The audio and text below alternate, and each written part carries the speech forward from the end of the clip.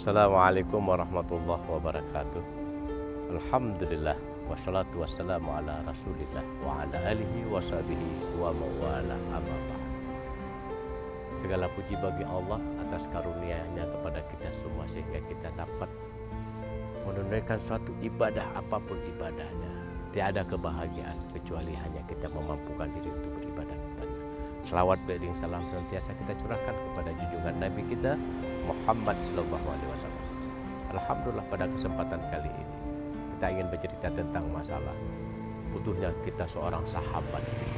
Karena sahabat adalah merupakan teman sejati, bahkan dalam keluh kesah apapun kita akan bercerita tentang apapun itu kebahagiaan, apakah itu kesengsaraan, apakah itu ujian dan cobaan dan lain sebagainya. Karena sesungguhnya sabda Nabi sallallahu alaihi wasallam, khairun nas anfa'um linnas. Ketahuilah olehmu, sebaik-baik manusia adalah manusia yang bermanfaat untuk manusia yang lain. Jadilah manusia, jadilah sahabat yang akan bermanfaat untuk sahabat yang paling kita cintai.